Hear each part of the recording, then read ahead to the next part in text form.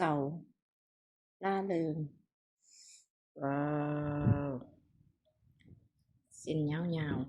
ๆอันนี้อาหารต่างประเทศมีเกาหลีเผ็ด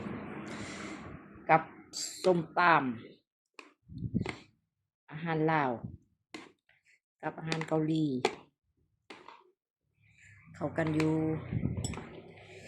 กับน้ำซา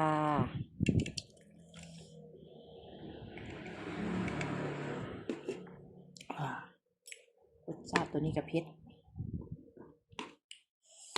มีอันนั้นอีกใดแกงกระถิ่น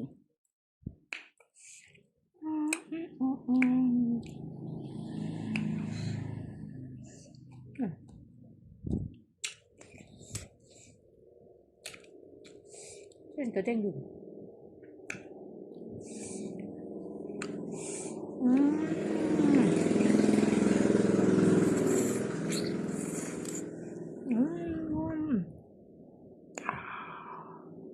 จับจับจับจับจับ